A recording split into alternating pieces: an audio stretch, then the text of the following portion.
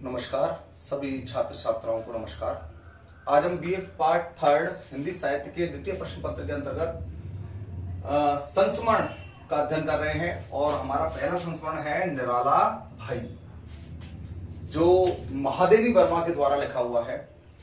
महादेवी वर्मा छायावाद की बहुत ही प्रसिद्ध कवियत्री रही हैं, जहां पद्य के लेखन में इन्होंने अभूतपूर्व ख्याति पाई है, वहीं गद्य के लेखन में ये संस्मरण और रेखा चित्र के कारण अत्यंत ही चर्चित रही हैं। इनके संस्मरण और रेखा चित्र जो हैं वे आसपास के परिवेश से संबंध रखते हुए हैं और साथ ही बहुत ही सजीवता के साथ इन्होंने अपना चित्रण प्रस्तुत किया है। ऐसा ही एक संस्मरण है निराला भाई के नाम से इन्होंने लिखा है, जो सूर्यकांत त्रिपाठी निराला महाप्राण निराला के जीवन की ओर है।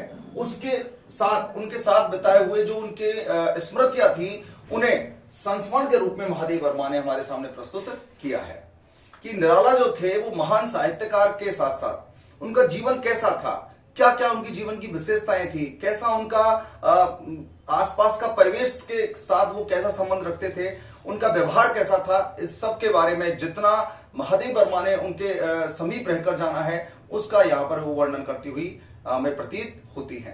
तो उनके इस संस्मरण को हम कुछ पॉइंटों के आधार पर निराला भाई की चारित्रिक विशेषताओं के आधार पर यहां हम समझने का प्रयास करते हैं। तो देखिए, सबसे पहले यहां स्पष्ट किया गया है निराला जी जो थे उनका कैसा जीवन था, एकाकी जीवन था।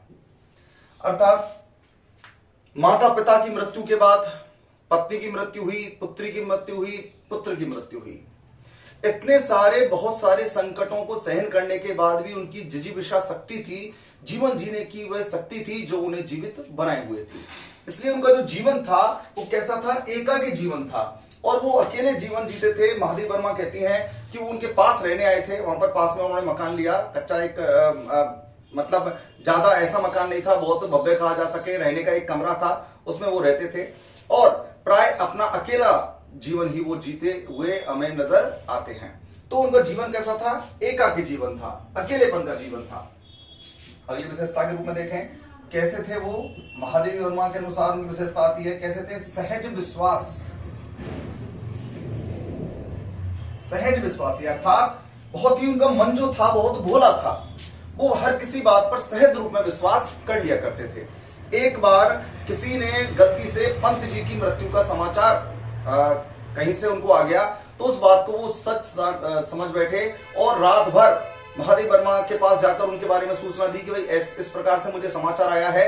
तो महादेवी वर्मा ने उनसे कहा कि भाई कि मैं अपने सूत्रों से पता करती हूं, लेकिन तब तक आप शांत रहिए, आराम से अपने घर पे जाइए। लेकिन नहीं, उन्होंने उस झूठी खबर पर विश्वास कर लिया और रात भर वे महादेवी वर्मा के उत्तर की प्रतीक्षा में रात भर उस उद्यान में बैठे रहे, बेंच पर बैठे रहे और सुबह जब उन्हें पता लगा कि ये खबर झूठ है तब जाकर उनकी तसल्ली में उनकी जान में जान आई।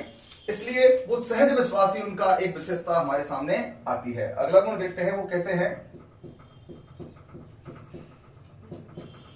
परोपकारी हैं या हम कह सकते हैं उदार, कि यह गुण उनके महादेवी वर्मा ने स्पष्ट बताया है कि जब भी उन्हें कुछ इनाम मिला करता था, किसी रचना पर कोई उन्हें पुरस्कार मिला, पुरस्कार स्वरूप कोई राशि मिला करती थी, तो वह उस राशि का उपयोग अपने लिए कम और दूसरों के लिए ज्यादा किया करते थे।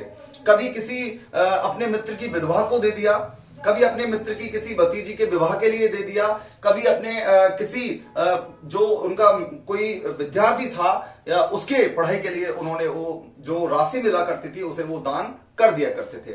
अर्थात उन्हें यह पता था कि अगला दिन मुझे फक्कड़ बिताना है, लेकिन फिर भी वे अपने इस बात की ओर ध्यान न देकर, अपने जीवन की ओर ध्यान न देकर वो परोपकार और उदारता में ही लगे रहते थे। तो यहां हमारे सामने उनका परोपकारी और उदारता का गुण हमारे सामने आता है। अगली उनकी विशेषता आती है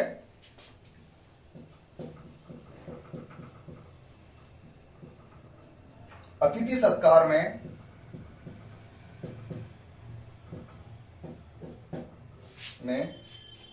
कुशल।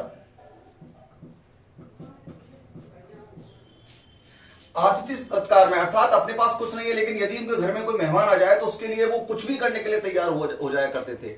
एक बार उनके घर मैत्री शरण गुप्त जी आए और उनको देखकर, उनके आने की सूचना पाकर ही वो इतने प्रसन्न हुए कि जैसे उनके घर में साक्षात भगवान आने जा रहे हैं, भगवान आ रहे हैं। तो उसके लिए उन्होंने जितना उनसे प्रबंध हो सकता था उसके लिए प्रबंध में लग गए। नया घड़ा लेकर आए, नए घड़े में गंगाजल भरकर लाए और भोजन बनाने की कुछ अलग व्यवस्थाएं करने लगे।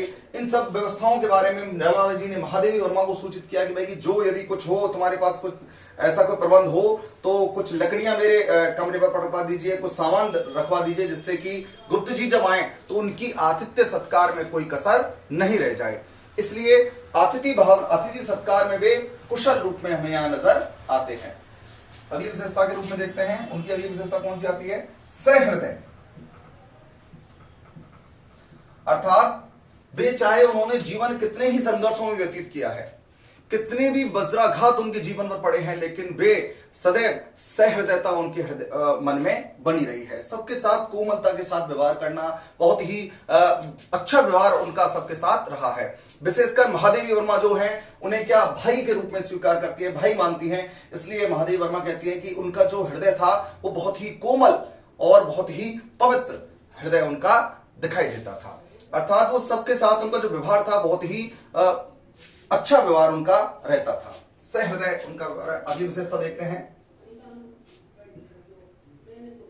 त्यागशील।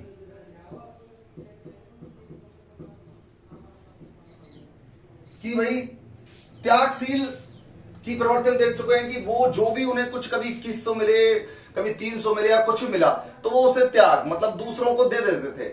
जो जरूरतमंद है उनके लिए देते थे, अपने जीवन का उन्हें कोई ध्यान नहीं रहता था। इसलिए यहां पर उनकी त्यागशीलता की प्रवृत्ति भी हमारे सामने आती है। विद्रोही कवि। किस रूप में सामने आते हैं? उन्होंने जो अपने जीवन में सहन किया वह एक अलग पक्ष था, लेकिन वे सामाजिक अव्यवस्थाओं के प्रति, सामाजिक कुरीतियों के प्रति वो चुप नहीं रहे। उनके काव्य में ये विद्रोह के रूप में हमें प्रकट होता है। क्रांति की भावना उनके मन में थी, जो आसपास के परिवेश में जब वो अत्याचार या अतिचार उन्हें दिखाई देता था तो उस भावना के विरुद्ध में वो अपनी लेखनी चलाते थे और स्पष्ट वाणी में उनका विरोध करते थे। तो विद्रोही कवि के रूप में हम उन्हें जानते हैं, इसलिए कि क्योंकि उनके काव्य में व्यवस्थाओं के प्रति व्यंग है और अव्यवस्थाएं, जो अव्यवस्थित जो उनका आसपास का परिवेश था, जो जिस परिवेश को वो देखते थे, शोषण देखते थे या कोई ऐसी स्थिति देखते थे, तो उस स्थिति पर वो अपने लेखनी से बहुत ही स्पष्ट रूप में अपनी बातों को कहते थे। तो किस रूप में आते हैं हमारे सामने? विद्रोही कवि के रूप में हमारे सामने नरलाला जी यहां प्रस्तुत होते हैं। अव्यवस्थित जीवन।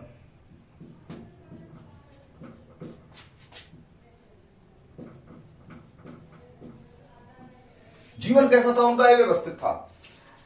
माता पिता, पत्नी और पुत्र की मृत्यु के बाद उनका जीवन अव्यवस्थित तो होना स्वाभाविक था, लेकिन उसके बाद भी वो अव्यवस्था में इस प्रकार जीवन जीते थे कि उन्होंने अपने खर्च का हिसाब कुछ समय के लिए महादेवी के लिए दिया। लेकिन महादेवी कहती हैं कि कुछ समय जब उन्होंने मुझे पैसे दिए अपने खर्च का हिसाब बनाने के लिए, लेकिन वो शाम होते होते वो सारे पैसे खर्च हो गए। अर्थात उनका जो जीवन था वो व्यवस्था में, मतलब एक क्रमबद्ध नहीं था। जब किसी को जरूरत पड़ी कुछ दे दिया, कभी मांग कर किसी से खा लिया, कभी कहीं किधर चले गए, कभी जिसने जो कहा उसको स्वीकार कर लिया। इसलिए उनका जो जीवन था वो अव्यवस्थित रूप में हमें दिखाई देता है। तो उनका जीवन कैसा था? अव्यवस्थित जीवन जीने वाले थे। और महत्वपूर्ण हमारे सामने आती है विशेषता, महान साहित्यकार। इसमें कोई संदेह नहीं है कि नरलाला जी महान साहित्यकार के रूप में हमारे सामने आते हैं।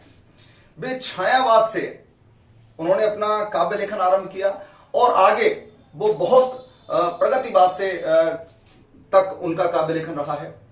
इन दोनों ही युगों में उन्होंने अपनी बहुत ही महत्वपूर्ण उपस्थिति दर्ज कराई है। वे जहां प्रकृति और श्रृंगार की भावनाओं को हमारे सामने प्रस्तुत करते हैं, तो वहीं शोषण से जुड़ी हुई स्थितियों पर भी अपने विचारों को स्पष्ट रूप में अभिव्यक्त करते हैं।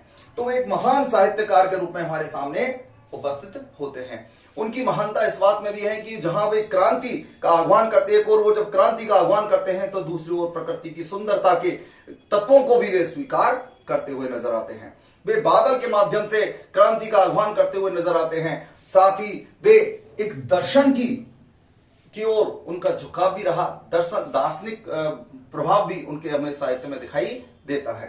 तो महान साहित्यकार के रूप में भी हमारे सामने उपस्थित होते हैं। तो इस प्रकार से हमारा पहला संस्मरण था निराला भाई, जो महादेवी वर्मा के द्वारा लिखा हुआ था। ये इनकी संस्मरण के आधार पर कुछ चारित्रिक विशेषताएं हैं जो संस्मरण के आधार पर हमें पता लगती हैं।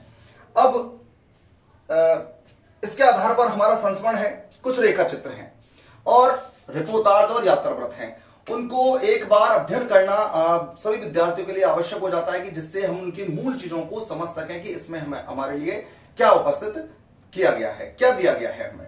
तो इसलिए आज हमारा संस्मरण था पहला निराला भाई।